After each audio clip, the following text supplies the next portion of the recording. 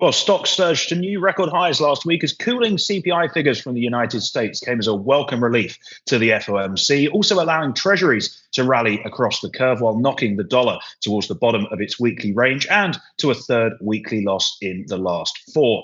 The new trading week has already started with gold touching a fresh record high and copper joining in the all-time high party as well. And a busy data docket awaits as we move through the remainder of the week with a ton of UK releases for markets to get their teeth into, plus, of course, all important earnings from the AI darling Nvidia after the market closed on Wednesday.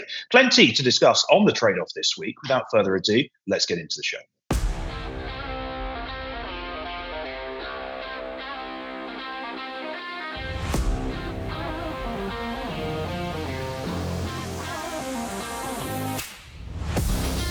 So plenty to discuss on the Trade-Off UK this week, which is coming to you from Dubai for 1 week only. I'm out here on a work trip, so hence these slightly different surroundings. Back in Blighty, and joining me as always, Ryan Littlestone from Forex Flow Live and Forex Analytics. Ryan, a very good morning to you. I must say I'm disappointed that West Ham couldn't do us a favour yesterday, but, you know, miracles don't always happen, I suppose. Especially when it comes to us. I've been doing that for the last 2 weeks, and I did laugh at some Arsenal friends, giving me texts before the game, come on, do us a favour. 1 minute 16 seconds in, there's your favour, lads.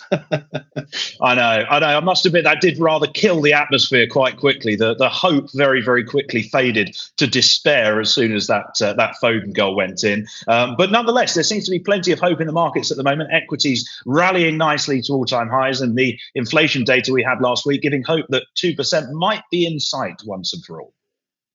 Who for? The Fed? Well, I'll leave that up to you, mate. That's why you're here. You're meant to contribute. In any case, we are going to get into we are going to get into those inflation numbers. So let's crack on with Topical Thunder.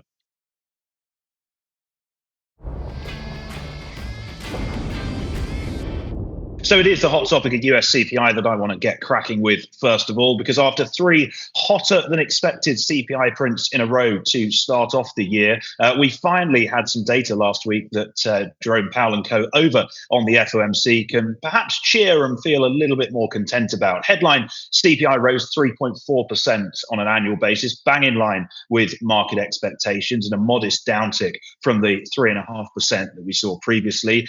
Cooler than expected on a month-on-month basis, though, rising 0.3% compared to the 0.4% that markets had expected. But I think it's really the core inflation gauges that are going to be of most interest to certainly FOMC policymakers, but also market participants, because we saw core CPI come down to 3.6% on an annual basis. And that's the lowest core inflation reading since May of 2021, almost 3 years ago, and a sign that underlying price pressures are continuing to ease and making progress back towards that 2% target. But I think it's important to just contextualize the data. As I said, we did have those three hotter than expected numbers to kick off the year. One swallow doesn't make a summer. One inflation print on its own is not going to give the FOMC the confidence that they're seeking to immediately pull the trigger on rate cuts. What they're looking for is not just one data point, but a trend of data points, of softer inflation readings to ensure that we are indeed on our way back towards target. So I think if you look at on the inflation metrics alone, it's still likely, I would argue, that the first cut is going to come in September. But I would caveat that by saying if we see some significant and unexpected labour market weakness before then pricing of the first cut or the actual delivery of that cut could, of course, be brought forward perhaps into July. But I think what's perhaps the most interesting thing, and I'm keen to get your view on this, Ryan, is that you look at the market, you look at the OIS curve. I looked this morning, we're pricing around 43, 44 basis points worth of cuts between now and the end of this year. As near as makes no difference, that's the market saying 2 cuts is the most likely scenario.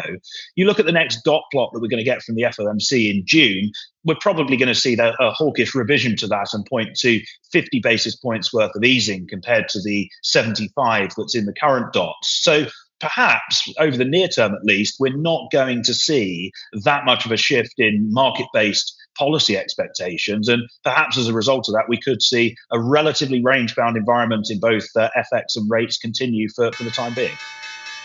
Yeah, I think that's going to be the case very much so. We've been doing it for a while now. We know cuts are coming. We know everyone wants to cut, except for the Bank of Japan. And we just are, we're just trading around this calendar, and the market's got really, that's the only thing it's got to trade. No, June's well out the window.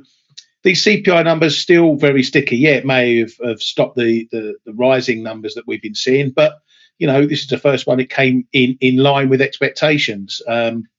Yes, the core creeping down still, but this is still 11 months now with inflation above 3%. So I think until we start seeing some of these numbers with a two handle on, properly getting a two handle on, the market's going to keep going this higher for longer and pushing out further cuts. And it's starting to box the Fed into a bit of a corner. Powell won't mention hikes, still thinks they're going to be cutting, but it seems like that timeline is just getting pushed further and further and further down the calendar. And I think that's the communication the Fed have got from now on. I firmly agree. I think the dots will be changing more hawkishly at the next meeting, the next forecast meeting. And I think we need to be a bit careful what happens to the longer run dots, the 2025s and so on, because that might start to indicate how long perhaps rates are going to be kept high for. Is that going to shift higher as well, which will keep the pressure on? But yeah, we're playing the same old game. We did have last couple of weeks where the market was hitting the dollar on everything, but that seems to have subsided for a little bit. And unfortunately, it's not going to be good for volatility if the market goes, okay, fine, we're going to sit back and wait for the next Fed. Yeah, absolutely. And we're still, a little under 4 weeks away from that FOMC meeting. So there is still plenty of room left to run. Just to pick up very quickly, I think that the point on the longer run dots is a very, very good one, because, we're not only arguing still or debating and pricing when the first cut is going to come. There's still that debate. And this is something we're seeing not here in Europe, because I'm not in Europe, but in Europe as well, in terms of how deep the easing cycle is likely to be, the cumulative amount of cuts that central banks are likely to deliver. And that's something I want to get onto a little bit later on with the ECB. But you mentioned Japan, the BOJ, obviously looking to raise rates further. So I guess the question is, when is that next hike going to come? Yeah, that's the question indeed, mate. And we've got another batch of inflation data this week. We have the UK and Canadian inflation, both of which are obviously important for those two central banks and when they're going to start cutting rates. And then on the other side, we've still got the Bank of Japan. They've got some Japanese inflation data, which is going to be important for when they're going to hike again. Now, as per usual, nothing is really straightforward with Japan. We've just seen their Q1 GDP coming in, a big chunk lower than expected in all components, really, bar the price index. So they've got growth running currently at minus 0.5% quarter on quarter and down 2% year on year.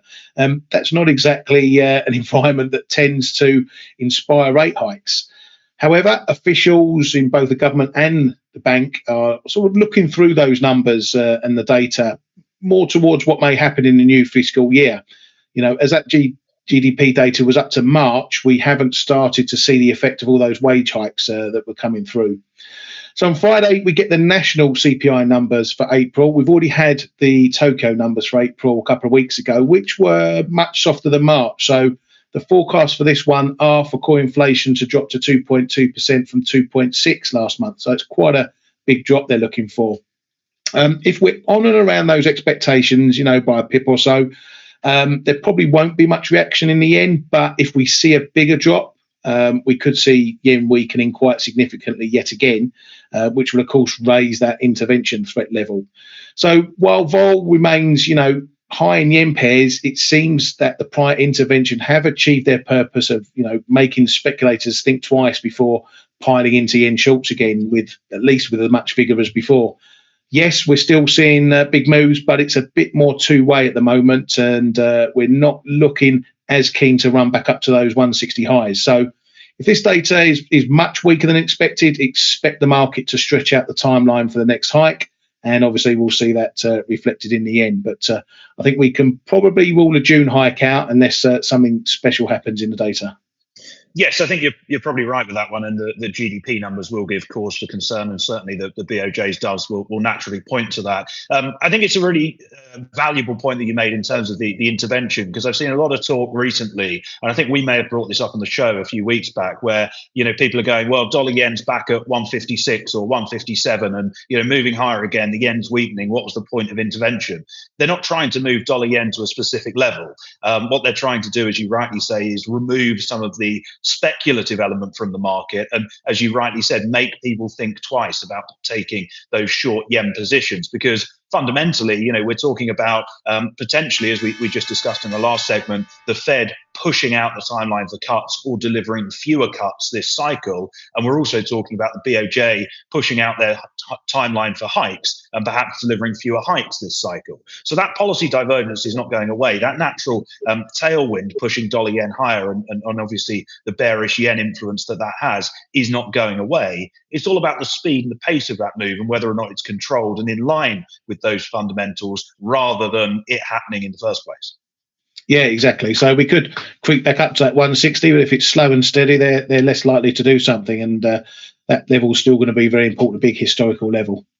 Yes, absolutely. We will see what happens if and indeed when we get there. In any case, moving on to the UK, you were talking about a mixed bag of Japanese data. I think it was a mixed bag of UK data last week, particularly in terms of the jobs numbers that we had. On the one hand, you had unemployment ticking higher to 4.3% in the 3 months to March. But of course, we have the usual caveats that must apply around the unreliability of the ONS data that we're getting on employment at the moment. But then on the other hand, you had average hourly earnings, growth there, I would argue, certainly the Bank of England would argue, remaining too hot at 5.7% on an annual basis in terms of regular pay. And I think when you exclude bonuses, pay was just north of 6% on an annual basis. So clearly mixed signals coming from the UK labour market at the moment. But in terms of shaping monetary policy expectations, I think the week ahead is going to be absolutely pivotal in terms of whether, as I expect them to, the Bank of England do deliver that first rate cut at their meeting in June, or whether, as Ryan was saying last week, they may wait until August or perhaps even beyond, because we've got plenty of releases coming out of the UK this week. And going into the week, markets are pricing around about a 60% chance that the BOE do cut at their June meeting. So in terms of those releases, the most important undoubtedly comes on Wednesday morning, and this is the April CPI numbers. We're expecting headline inflation to fall to 2.1% on a year-on-year basis from a prior 3.2, and a chunky fall in the core inflation metric expected as well, down to 3.6 from 4.2% prior. Now, there is, I would say, a fairly significant chance that the headline metric may even hit the 2% target in the month of April. And of course, almost all of this fall is due to the drop that we've had in consumer energy prices by virtue of how the Ofgem price cap works. It's far too complicated to explain in this video, but it is going to see headline inflation move towards that 2% number over the spring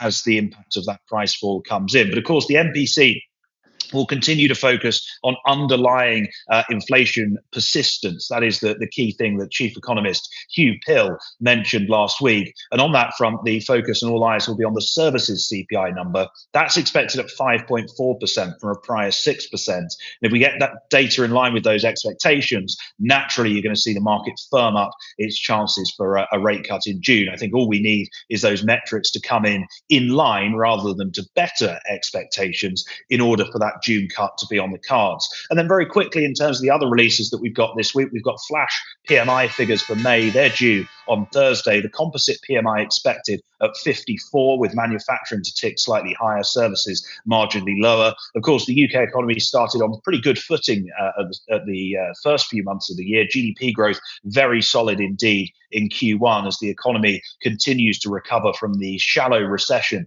that we saw in the back end of 2023. And markets, of course, will look for that recovery to continue, albeit, it must be said, expectations are relatively soft for Friday's retail sales numbers. Sales set to have fallen by 0.6% on a monthly basis in the month of April, although I would expect most of that will be blamed on the relatively poor weather. So, Ryan, I guess the question is, at the end of this week, will you be revising your call and joining me in the June cut camp? Oh, tough question indeed. No, I probably won't be. Well, no, again, this is one of those situations where they want to cut. It doesn't matter. It seems doesn't matter what the data is going to be. They want to cut in June, so it doesn't matter what I think. It's what they think, and they're going to go ahead. And whether they're right or not is potentially going to be judged by this data. Everyone's expecting. They're expecting CPI to come down to real close to that 2% mark, 2.1%. So really the risk for us is that it doesn't come in at that number. It comes in maybe much higher than expected, and that's going to tip the market the other way. So given the history surrounding UK data and Bank of England expectations, I would be setting myself probably a bit higher than that 2.1%. I would not be surprised if it came in much higher than that, because we know inflation tends to be rather more sticky in the UK as it was on the way up. So it's a bit of a coin toss. I'm not going to take. I'm already long cable a little bit, so I'm not going to take probably any fresh positions going. I'll react to the data. But it really is a bit of a coin toss what this data does. If it comes in at 2.1%, on the other side, I wouldn't expect it to stay there. It would be because of this energy price cap cut that we've got, and as we saw with the jobs data in April, those wages, it didn't include the national living wage number that's gone up by somewhere 9, 10, 20%, depending on the age group. So that's going to come into effect next month, and that with it is going to bring some inflationary pressure as well. Those wages are still hot. They expected them to come down, but they're still very hot. I can't remember a time when we've had wages up near 5.5%, 6% for so long. So that's still giving them pressure. And as you say, the services number is going to be important. So I'm always going to side with being more hawkish than the BOE are, but we'll wait and see what this data does. Yeah, I think that's a fair point. The market you'd expect is obviously positioned pretty dovishly as well, looking not only at market pricing but also consensus expectations for the print. I guess if earnings growth stays this hot for much longer, we'll have Andrew Bailey telling us all not to ask for pay rises again. But I must say, 20% earnings increase. Where's that going? Where do I sign up? I don't know what numbers you're hearing, but it is a good point. The minimum wage figures weren't included in that data, and what also happens in the UK, just for context, is a lot of employers, people who are sort of just on the cusp of falling into that minimum wage, relatively low earners, they pass on the minimum wage increase to them as well. So it will affect quite a big chunk of the population. And of course, the labour market data for April, when that comes in, will feed in probably about a week before the next BOE decision. So it's a big week coming up, but by no means is it a dead cert at the end of this week what the BOE will do next. There is still another jobs report and another inflation number due before the June NPC meeting. In any case, Ryan, it's time for some wisdom from you, I believe. Well, I'll try. I'll give it a good go, but I'm actually stealing this wisdom from Westy, because this is something he touched upon. Oh, come on. Credit where credit's due, mate. Credit where credit's due. He touched upon this last week in his show with Blake when talking about the upside break in Aussie Swiss and how traders should really try and ride a trade like that for all it's worth. And I think it's something a lot of traders need to work on. I see too many traders, taking profit too soon on a trade instead of giving it a chance to run. Now, a lot of traders, I think, need to reverse their psychology of being too slow to close losers and too quick to close winners. So I'll put together a couple of tips that I hope will help traders in that position. Firstly, I'd advise traders to, try a journal on what happened to a trade after they took profit. Did the price carry on your way, or was that the end of the move, and then did it reverse down to your old stop level? And if you find that your trade would have gone further more times than not, then you have something to work with on that basis.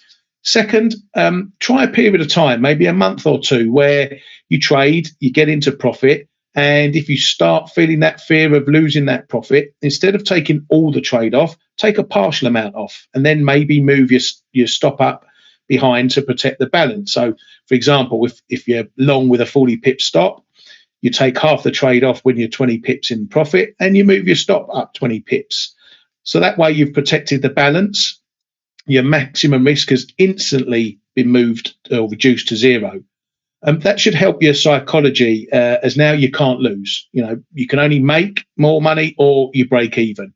So from that point, you can sort of sit back and then see if the trade can go further. And if it does, you can continue taking partial profits while keep moving your stop up behind and protecting now those profits.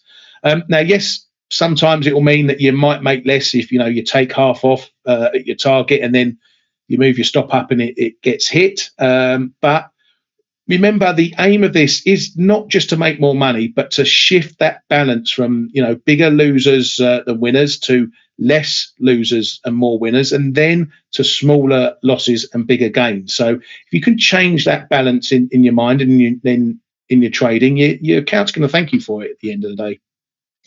Yeah, very much so. I think that's very sage advice, mate, even if it perhaps wasn't your own. I know the sort of half and half strategy is one that you've been advocating for a while, and I think it's very prudent. The one point I would make just very quickly on journaling is you see a lot of people and their trading journal is effectively a sort of handwritten or typed out version of their trading statement. I opened this position, this size, this was the price, this is where I closed it, this was the P&L.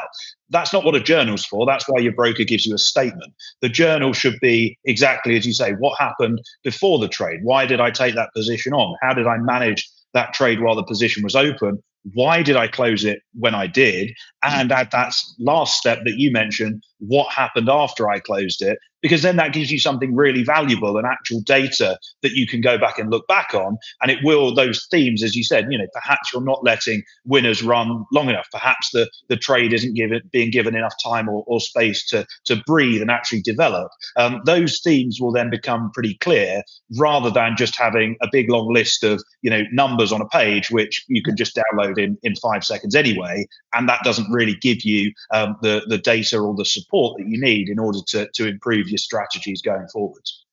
Yeah, and also if you want to put it in, numbers terms that you can actually watch, there's nothing wrong with opening up a demo account and mirroring your trade, as close as possible in a demo account, and then letting it run in there, and then doing the slice and dice, and then you can see in actual numbers form how many trades went your way and how many didn't, and then you can plan it from that. So you can use that as a sort of journal, a real-time journal, if you like. Yeah, absolutely. I think that's a brilliant shout. On that positive note, we will move on to some charts.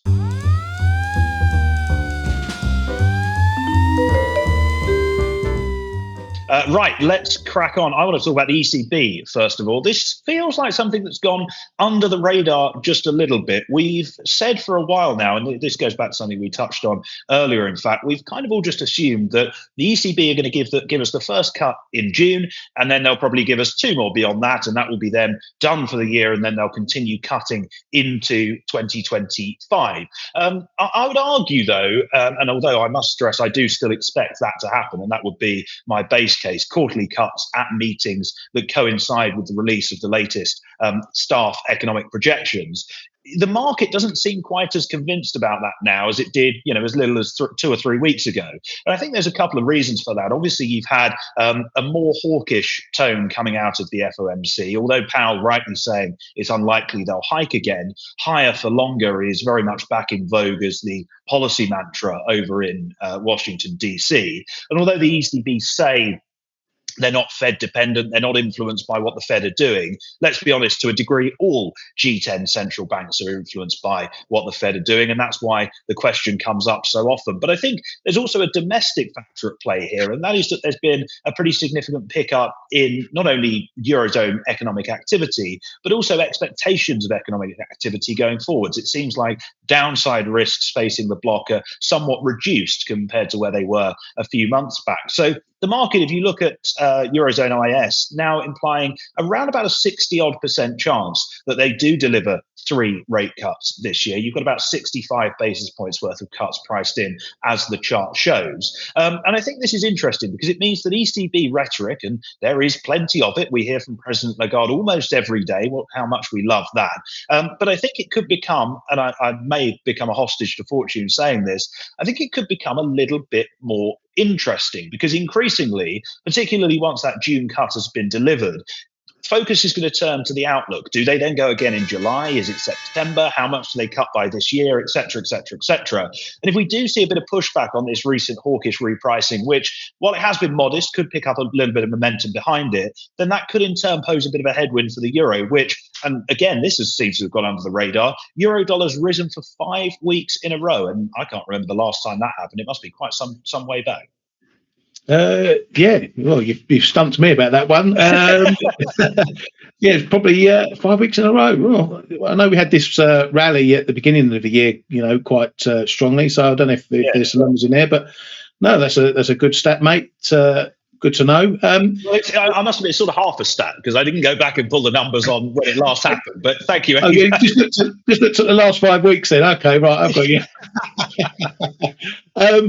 Yeah, but here. There's two things to take from this. Firstly, here we have a central bank that we know is cutting. We know when the first cut's coming. Yeah, there's a bit of disagreement or uncertainty over how many cuts will follow and when they'll follow. But all we've done is see the euro rising. So you would expect a central bank in a cut cycle to see its currency weakening. But this is the market that we've already traded that. We already traded that the ECB are going to start cutting.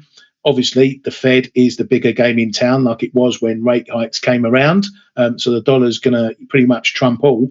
But yeah, the June's nailed on. I think we will see a move in the euro based on the indications they give. Is there going to be a quick July cut that the market isn't really prepared for, or are they going to split it out over those quarterly meetings, which we know most of them will favour because they love their staff projections that they never get right. So I think probably on balance, we should expect a cut in June, and then if they're going to act, it's going to be at the every time they have a projection meeting. But again, they've got inflation going their way. 2.4% was confirmed for the second month running, so they're creeping down to their target. Is it going to keep going, or are we going to see it, plateauing out a little bit, and then maybe we'll see inflation picking back up again? Because there's a few members who are still worried about prices creeping back up. So we'll have to wait and see. But yeah, I think I'm in line with you on this one that June they're going, and then probably every other quarter. Well, blimey. Ryan and I agreeing about monetary policy. Kyriakos, quick, get a clip of that and post it on socials. What was I going to say? Oh, yeah, forecasting review. Their forecasts are hopeless. Maybe they can get Ben Bernanke in to review them. He seems to be out of a job at the moment, and he did such a great bit of work with the BOE, didn't he? Anyway, we should probably leave that one there because, we're going to dollar MEX again. Yep, going to dollar MEX. And this is a bit of a follow-up look at the MEX I looked at last week, because it seems now we do actually have a break on. Now, when I showed this chart last week, we were at the green arrow and testing the big support zone. We saw a bit of a bounce up to 1690, but it couldn't break the short-term downtrend that we've got in play. I've been following this one all last week when it tried to hold the support level. And I was thinking, do I try long? Do I trust the support level? But the price action continued to look bearish pretty much all week. So on Friday, I decided to drop in some sell stops around the 1665 level, which got triggered late on the Friday. Now, technically, this is looking a textbook break, but it might just need that confirmation move with a retest and hold of the broken zone just to confirm that we have broken. Or if it does keep going, I'm looking at the 1653.54 level as being sort of the next speed hump where the price may sort of pull up. Now, another reason I wanted to take a second look at this pair is that I wanted to show you a relatively live example of my earlier topic on trying to make these winners count. Now, given that I got in late on the trade, late on Friday, I decided I wanted to take some quick pips if I saw a move to 1660, which fortunately happened late on Friday. So I've already trimmed a small piece off the trade. I haven't moved my stop down yet, but taking some quick early profits means I've already reduced my overall and original risk. So if we get down to that 1653.54 level, I will look to slice a bit more off the trade and then think about bringing my stop down closer to entry, and then even further if the price keeps going down. Now, I don't have an overall target for this. Again, I just want to see where it goes and try and maximize the trade. But the levels on my chart will be where I might choose to make a decision about taking more profit off. So if it goes my way, and I'll look to take some slices off, but I'll use those levels to move my stop down close to if the trade does keep going my way. So a level I may take a partial profit at now could become a level I park my stop behind later on. So in this case, if I do get some away down at, say, 1654, and then we move maybe to my next level, you can see on the chart there, 1643, I might slice a bit more there and then bring my stop down to just above that 1654 level, because that's the level I'm going to be trusting on the way down. My aim is to either keep slicing until I run out of slices, or my trailer finally gets hit, hopefully further and further in profit. But overall for this one, we potentially got a break on, and maybe we're heading back down to those 1620s lows. Yeah, well, hopefully that's a brilliant example. Hopefully it sort of contextualizes what you were just saying. I think actually I want to make a point, a bit of a broader point on this one as well in terms of strategy, in that, short dollar MEX is a position that actually makes sense for a lot of reasons, because you've got, the technical break that you mentioned. You've also got momentum clearly favors that move. And as we like to say, that the trend is often your friend. And also you've got the fundamental side of things as well. Volatility relatively low, as we discussed earlier, and that's keeping carry trades in vogue. And of course, that is going to help the Mexican peso as a result. And I think this is a good example of something that traders, and it doesn't come up all the time, of course, markets are not particularly simple beasts. It's the sort of thing that traders should always try and look for, where you've got, not just one, but 2, 3, or 4 factors that are all pointing in the same direction. Because ultimately, the more influences that are pointing in one direction, it's not a certainty, but the more likely it is that the market is going to move in that direction, and the higher probability your trade then becomes.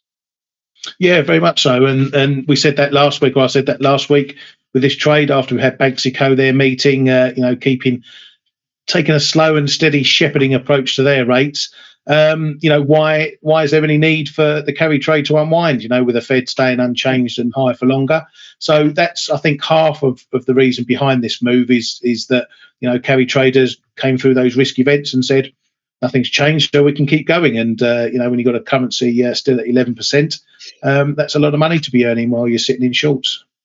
Yeah, absolutely. Spot on. Right. I want to talk about the dollar itself just very briefly, because I thought the price action we saw last week was pretty interesting. Naturally, the dollar trading softer after those CPI numbers came out, pretty much bang in line with expectations. And the market did undergo a modest dovish repricing as a result of that. But I think the move reinforced an idea that I mentioned a couple of weeks ago, and also a bit of a change in the market's tone that Ryan alluded to earlier, in that, the dollar is not now getting relentlessly sold into anytime it moves higher, or on any piece of bad data. It does seem a little bit more controlled. It just reinforces what I was saying previously, in that while the cycle that we had to start the year, where we had broad-based dollar gains against pretty much all G10 peers, that does seem to be over. But at the same time, it doesn't seem like we're entering a period of broad-based dollar softness either, because the G10 easing cycle is likely to be, and we've alluded to this many times already today, relatively synchronized in nature. Yes, there might be a couple of months difference here and there, but ultimately we're looking at the first cut happening sometime in the summer for most DM central banks, and then probably quarterly cuts after that, in the base case, of course, assuming that nothing goes wrong. So I think in that sort of an environment, we're in for a relatively range-bound dollar. The range I outlined previously was 104 to the downside, 106.5 to the upside. We had a brief test of that 104 region and the 100-day moving average last week. We held on to that test and we bounced a little bit from that.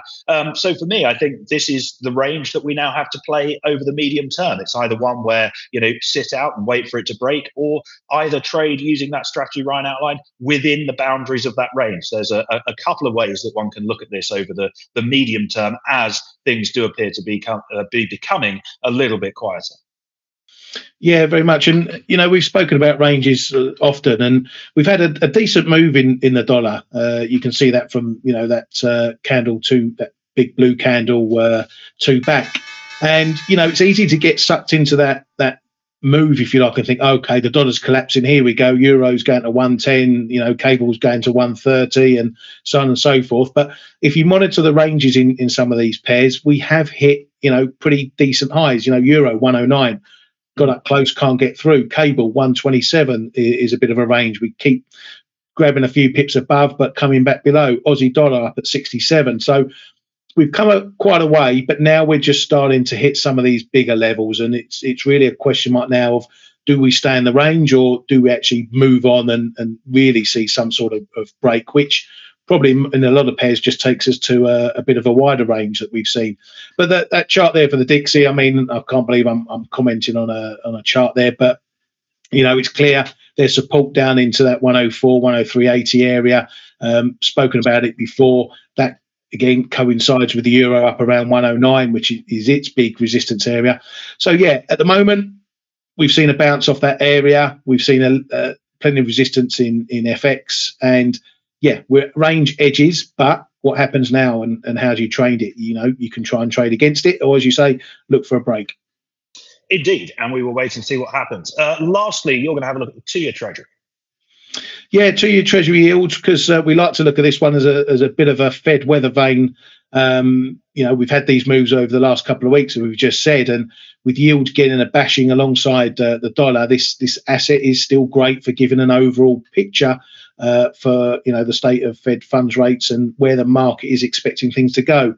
Now, as you can see, we sort of taken a pretty big spill from around the level which is sort of conducive to one cut expectations all the way back down towards the Fed medium and the dot plot currently of 3 cuts. Since then, we've bounced back towards that 2-cut area. This has been important because, as I said, last week the dollar was getting hit on nearly every minor data miss or bad news. That was until Friday, when that stopped over the data slate we got. And in fact, the dollar started to gain a little bit. And as we can see, their yield started to bounce. So that was really the first day that the dollar decided enough was enough, and that the selling had gone far enough. Now, although the dollar finished the week on a bit of a weak foot still, if you look at some of the pairs like cable or Aussie dollar, a big part of that was looking more yen-led than dollar-led. If you match those majors up against their yen counterparts and the crosses. So from here, I think we're going to still be rolling with the data punches, but I'm now wondering if perhaps this phase, this dollar weakness and this drop in yields has run its course, and maybe we start to see some consolidation moves. Again, both cable Aussie dollar held support where they needed to in the bounce on Friday. That was 126.45.50 in cable, 66.40.50 in the Aussie. So it keeps the short-term bullish momentum in place for those pairs. But as we just said, they need to take out those highs from last week to keep going. So watching what these 2-year yields do now will be key to what happens with the dollar and obviously pairs like those. Yes, absolutely. And I think I probably say this, or we probably say this every time we bring the chart up, but no matter whether you're trading fixed income or not, you need to be aware of what's going on. You need to have those charts on your screen because, as Ryan rightly said, you can use treasuries not only as a gauge of, as we are here, where the market sees Fed policy going, but also as a gauge of broader risk appetite. If we're seeing, a rally, particularly at the long end of the curve, that could be a sign of the market going into a little bit of a safe haven risk off mode. And I think really, the influence of treasuries on a cross asset basis really can't be understated. And I think your view on treasuries is one that I would be relatively aligned with at the moment, to be honest with you. I think perhaps we have seen a little bit of an overextension, and maybe it wouldn't be a surprise to see that pull back a little bit. Yeah, very much so. But we are getting some breaks. You only got to look at metals at the moment. Precious metals, they're blooming as well. So, we may see some breaks in FX as well. But I think yields are still going to, be something that either helps that along or puts the brakes on. Indeed, yes. Gold is certainly starting to shine once more, isn't it? Sorry, I had to get the pun in. Right. Well, you're lucky I'm not sat here singing Spandau Ballet, mate. It could be a lot worse. No one would want that. Right. Before I go into karaoke mode, let's get on to our plays of the day.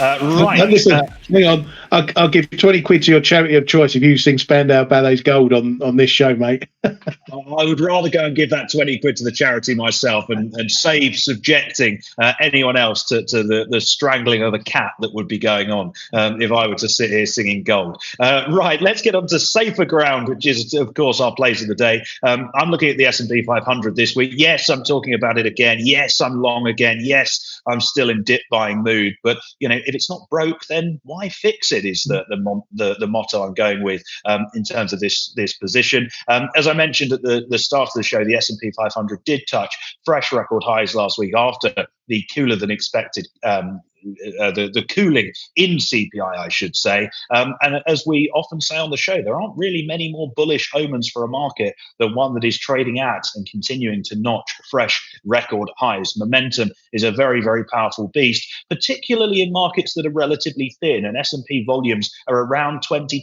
below the 20-day moving average, or at least they were on Thursday and Friday. And in that sort of an environment, it is one where you tend to see us take the path of least resistance. And that continues to lead to the upside, with the policy outlook remaining relatively supportive. Cuts are on their way, as reinforced by that inflation data last week. Growth is still relatively resilient, albeit showing some signs of slowing. And of course, earnings growth is pretty strong as well, as we came through the bulk of Q1 earnings season. Although, of course, we do have the risk of Nvidia's earnings on Wednesday after the market close. If we were to see any knee-jerk weakness at an index level after that, or perhaps even after any other catalysts, then I would be looking to use those as an opportunity to buy the dip. And I see little value in playing the equity space and the S&P 500 from the short side at the moment. Ryan, we're back on the theme of trading breaks with you, aren't we? Yeah, and I think it's a sign of moving markets when a lot of the trade opportunities I'm looking at are actually break trades. So this week I'm looking at dollar CAD and a break of the support zone, perhaps around 136.10, 35.85. I've played along off this level a couple of weeks ago, but the bounces of late have looked pretty weak, and we keep knocking on the door. And as I like to say, if we keep knocking often enough, it's likely to open and we'll see a move through it. So last week's I had Aussie Kiwi set up as a potential break trade on the top, but that didn't come to fruition. And that's one of the good things about break trading. If it doesn't happen, you don't trade, so you don't lose anything if it goes wrong. So for this one, I'm going to look at a sell stop around about 135.80 with a tight stop loss 136.15. And if triggered, I'll be looking to get the first sort of slice and dice machine going into support down at 135.50, and then towards the 55th of the year's move closer to 135. So yeah, a break trade for this one. If it happens, I'll see if I can run it as far as it goes. Good stuff. Well, that does bring us to the end of another show. Thank you very much, as always, to Ryan Littlestone from Forex Live and Forex Analytics for joining me. Thank you also to Kyriakos for bringing this together as brilliantly as he always does. The trade-off coming to you from 3 countries this week, which I'm sure is no mean feat from a technical perspective. Hopefully you've enjoyed the show and found some value in it. If you have, then please drop a like on the video. Leave a comment as well. Let us know how you're trading the markets, your thoughts on what we've discussed, and if there's anything you'd like us to bring up in the show next week. And that is indeed when we'll be back with another episode of The Trade-Off. In the meantime, have a very good week ahead, and we will see you then. Thanks as always. Goodbye.